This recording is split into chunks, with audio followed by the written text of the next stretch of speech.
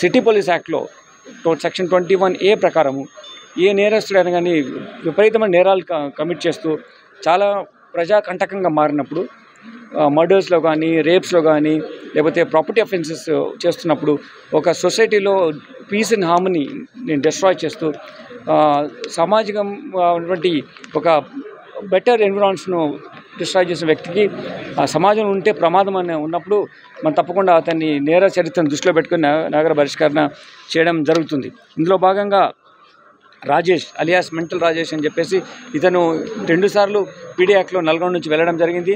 మన దగ్గర ఒక మర్డర్ కేసులో ఉన్నాడు. 4 మర్డర్స్లో ఒక డబుల్ మర్డర్లు కలిపి 5 నేరస్తులు ఈ నేరస్తులు 5 చంపడం జరిగింది. అంతేకాకుండా డిఫరెంట్ అఫెన్సెస్లో ప్రాపర్టీ అఫెన్సెస్లో పోక్సో యాక్ట్ కేసెస్లో అటెంప్ట్ మర్డర్ కేసెస్లో కూడా ఇతను ఇన్వాల్వ్ అయినాడు. ఇతని వల్ల మన ఏరియా ప్రమాదం అవుతుంది కాబట్టి మనం సిటీ పోలీస్ యాక్ట్ ప్రకారం section 26(1) of city police act ప్రకారం ఇతను మనము నేరం రహితమైన సమాజం క్రియేట్ చేయాలి కాబట్టి ఇతన్ని బహిష్కరించడం జరిగింది. అలానే సూరి అలియాస్ సురేందర్ మోయిన్ అనే పేరుతో ఉన్నటువంటి ఇతను కూడా చాలా నేరాలు ఇన్వాల్వ్ అయినాడు. మర్డర్ కేసులో ఉన్నాడు, ప్రాపర్టీ అఫెన్స్లో ఉన్నాడు, పోక్సో యాక్ట్లో ఉన్నాడు, ఆర్మ్స్ క్యారీ చేస్తూ ఆర్మ్స్ యాక్ట్లో కూడా నేరస్తుగా ఉన్నాడు. ఇతను కూడా సెక్షన్ 26(1) ప్రకారం మేము నేరాలు చేశాడు కాబట్టి ఇది నగర బహిష్కరణ ఎక్స్టర్న్మెంట్ చేస్తున్నాం.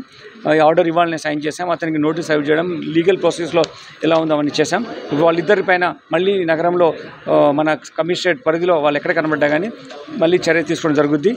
అటువంటి చేయడం వల్ల ఇటువంటి చీడపురుగుల్ని ఇటువంటి నేరస్తుల్ని నుంచి మన సమాజంకు ఎటువంటి ప్రభావం ఉండకుండా వాళ్ళను మనము దూరం ఉంచడానికి, నగరం నుంచి దూరం పెట్టడానికి, మన కమిషనరేట్ జ్యూరిడిక్షన్ నుంచి దూరంగా ఉండడానికి ఎక్స్టర్న్మెంట్ ఆర్డర్స్ ఇవ్వడం జరిగింది. కమిషనర్ ఆఫ్ పోలీస్ సెక్షన్ 26(1) ప్రకారం competent to give this order.